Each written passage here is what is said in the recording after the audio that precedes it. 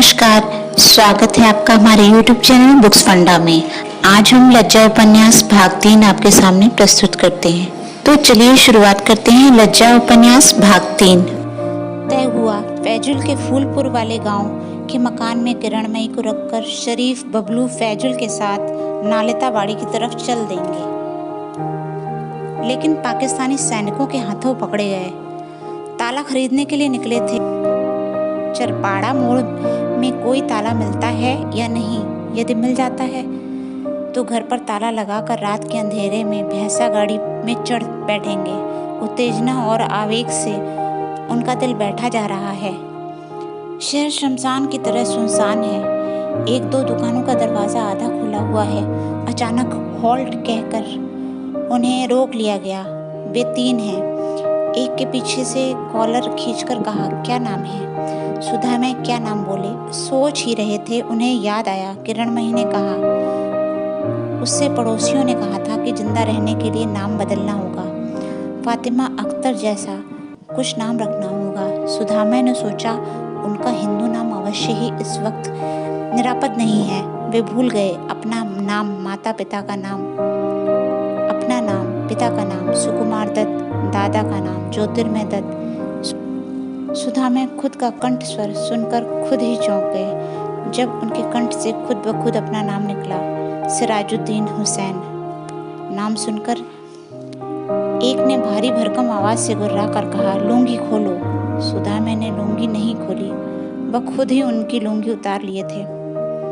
सुधामय ने तब समझा था कि निमाई सुधांशु रंजन क्यों भाग गए। भारत विभाजन के बाद काफी संख्या में हिंदुओं ने देश त्याग दिया। सांप्रदायिकता की बुनियाद पर भारत पाकिस्तान का विभाजन होने के बाद हिंदुओं के लिए सीमा खुली हुई थी। उस वक्त काफी संख्या में हिंदू, विशेषकर उच्च एवं मध्य वर्ग के शिक्षित हिंदू भारत चले गए। 1981 की जनगणना के अनुसार देश में हिंदू धर्मावलंबियों की संख्या 1,05,70,000 यानी कि पूरी जनसंख्या का लगभग 12% थी। पिछले 8 वर्षों के दौरान यह संख्या अवश्य ही बढ़कर 1.25 करोड़ हो गई होगी। यह अनुमान सरकारी गणना के आधार पर किया गया, जबकि सुधामय का अनुमान है कि जनगणना में भी भेदभाव किया जाता है। हिंदू धर्मावलंबियों की सही संख्या सरकारी हिसाब से बहुत अधिक है, करीब 2 करोड़ के आसपास। कुल जनसंख्या का 20% हिंदू इस देश में है। 1901 की जनगणना के अनुसार पूर्वी बंगाल हिंदुओं की संख्या 33.1% थी। 1911 में यह संख्या घटकर 31.5% हो गई, जबकि 1921 में 30.6% हो गई। 1931 में 29.4% और 1941 में 28% रह गई। 41 वर्ष में भारत विभाजन से पहले हिंदुओं की संख्या में पूर्वी बंगाल में 5% की कमी आई थी, लेकिन विभाजन के बाद 10 वर्षों में हिंदुओं की संख्या 28% से घटकर 22% हो गई। यानी कि 40 वर्षों में जो कमी आई थी वह महज 10 वर्षों में आ गई। पूरे पाकिस्तान से धीरे धीरे हिंदू भारत आने लगे। 1961 की जनगणना के अनुसार हिंदुओं की संख्या 18.5% थी, जो कि 1974 में घटकर 13.5% हो गई। लेकिन स्वतंत्रता प्राप्ति के बाद भी हिंदुओं की संख्या में विभाजन के पहले की तरह ही कमी आई। 1974 में हिंदुओं की संख्या 13.5% थी। 1981 में यदि यह 12.1% होती है तो अवश्य ही कहा जा सकता है कि अल्पसंख्यक पहले की तुलना में कम हुए हैं। लेकिन पलायन रुका ही कब था? किस साल में? 83, 84 या 85, 89 या 90 में? इस देश में क्या 90 के बाद भी हिंदुओं की संख्या में कमी नहीं आएगी? या फिर 92 के बाद? सुधामय अपनी छाती के बाएं तरफ एक दर्द सा महसूस करने लगे। यह उनका पुराना दर्द है। सिर के पीछे की तरफ भी दर्द हो रहा है। शायद प्रेशर बढ़ गया है। CNN में बाबरी मस्जिद के प्रसंग आते ही उस दृश्य को बंद कर दिया जा रहा है। सुधामय का अनुमान है कि इस दृश्य को देखते ही लोग हिंदुओं के ऊपर टूट पड़ेंगे, इसीलिए सरकार दया कर रही है। लेकिन खरोच लगते ही टूट पड़ने की जिनकी आदत है, क्या वे RCN के दृश्य को देखने का इंतजार करेंगे? सुधा में छाती का बायां हिस्सा पकड़कर लेट गए। माया तभी बेचैनी से बरामदे में टहल रही थी। वह कहीं चले जाना चाह रही थी। सुरंजन के ना उठने पर कहीं जाना तो संभव ही नहीं हो पा रहा था। सुधा में बरामदे पर जहां धूप आकर पड़ रही थी अपनी असहाय दृष्टि डाले हुए थे। माया की छाया लंबी हो रही, किरणमयी स्थिर बैठी हुई थी। उनकी आंखों में भी कितनी याचना है। चलो जिए, चलो चले जाते हैं, लेकिन घर द्वार छोड़कर कहाँ जाएंगे सुधा में? इस उम्र में पहले की तरह भाग दौड़ करना संभव है क्या? पहले जिस तरह से जुलूस देखते ही दौड़कर चले जाते थे, घर उन्हें रोक नहीं सकता था, वैसी शक्ति अब उनमें कहाँ है? उन्होंने सोचा था कि आज़ाद और असांप्रदायिक बांग्लादेश में वे अपनी राजनीतिक, आर्थिक, सामाजिक और धार्मिक आज़ादी का उपयोग करेंगे, लेकिन धीरे धीरे इस देश के ढांचे में धंसी जा रही है धर्मनिरपेक्षता। इस देश का राष्ट्र धर्म अब इस्लाम है। जिस कट्टरपंथी सांप्रदायिक दल ने 71 के मुक्ति युद्ध का विरोध किया था और जो स्वतंत्रता प्राप्ति के बाद भी बिल में छुप गया था, आज उसने बिल से बाहर निकालकर अपना सिर निकाला है। वह आज गर्वित होकर घूम रहा है, जुलूस निकाल रहा है, बैठकें कर रहा है। उसी ने 90 के अक्टूबर में हुए दंगे फसाद में हिंदुओं के मंदिर, घर द्वार लूटकर, तोड़ फोड़ कर आग लगा दी थी। सुधा में आंखें मूंद कर लेटे हुए थे। उन्हें मालूम नहीं है कि इस बार क्या होने वाला है। उत्तेजित हिंदुओं ने बाबरी मस्जिद तोड़ दी है। उनके पाप का प्रायश्चित अब बांग्लादेश के हिंदुओं को करना होगा। बांग्लादेश के अल्पसंख्यक सुधामयों को 90 के हुए दंगों के चपेट से भी रिहाई नहीं मिली थी, फिर 92 में कैसे मिल जाएगी? इस बार भी सुधामय जैसों को चूहे के बिल में जाकर छुपना होगा। क्या सिर्फ हिंदू हैं इसलिए?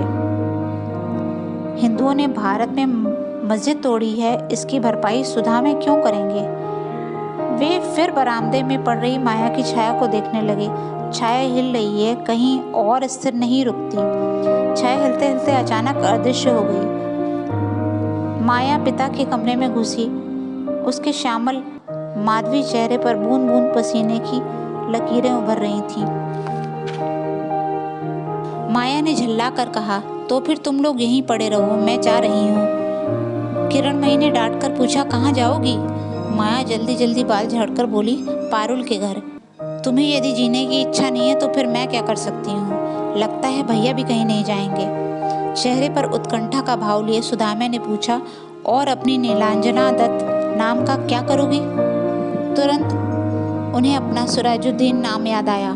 माया का कंठ स्वर थोड़ा कांपा, फिर बोली, ला इलाहा इल्लल्लाह मुहम्मदुर रसूलुल्लाह। कहने पर कहते हैं कि मुसलमान बना जा सकता है, वही करूँगी। नाम होगा फिरोज़ा बेगम। माया। किरणमयी ने माया को रोकना चाहा। माया ने गर्दन टेढ़ी करके किरणमयी को देखा, मानो वह गलत नहीं कर रही हो। यही स्वाभाविक है। सुधामय ने लंबी सांस छोड़कर फटी फटी नजरों से एक बार माया को, फिर किरणमयी को देखा। माया ने ना तो 47 का देश विभाजन देखा है, ना ही 50 का दंगा, और ना ही 71 का मुक्ति युद्ध। होश संभालने के बाद देखा है तो देश का राष्ट्र धर्म इस्लाम है। देखा है तो उसने और उसके परिवार ने कि अल्पसंख्यक संप्रदाय के व्यक्तियों को समाज के साथ अनेक तरह के समझौते करने पड़ते हैं। उसने 90 की भीषण आग देखी है। इसीलिए अपनी जिंदगी को बचाने के लिए माया किसी भी चैलेंज का मुकाबला करने के लिए तैयार है। किसी भी चैलेंज का मुकाबला करने के लिए तैयार है। माया अंधी आग में जलना नहीं चाहती। सुदामा की आंखों में शून्यता माया को निगले जा रही थी। उन्हीं के सामने वह कहती है, कोई अब जरा भी रुक नहीं सकता। सुदामा के सीने में एक तीव्र वेदना धीरे धीरे बढ़ गई थी। सुरंजन की चाय की तलब नहीं मिटती। वह उठकर नल की तरफ जाता है। मुंह धोए बिना ही एक कप चाय पीने की इच्छा होती है। माया की कोई आवाज़ नहीं आ रही है। क्या वह लड़की चली गई है? सुरंजन मंजन करता है। काफ़ी समय तक मंजन करता रहा।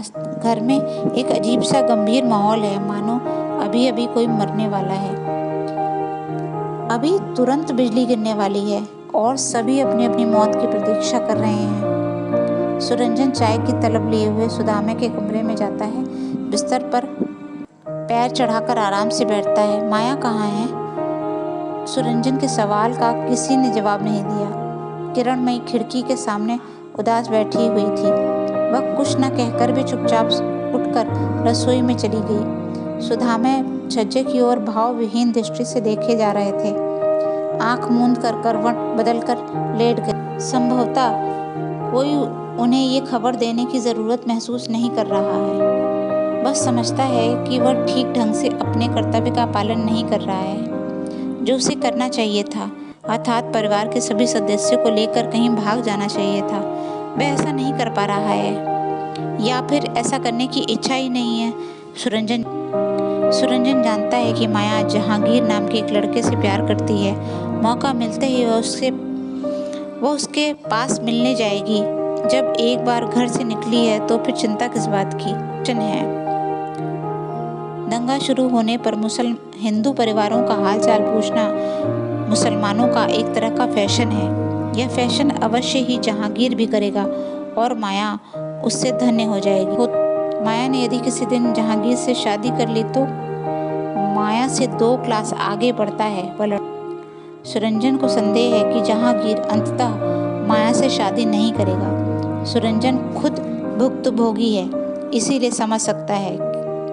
उसकी भी तो शादी परवीन के साथ होते होते रह गई थी।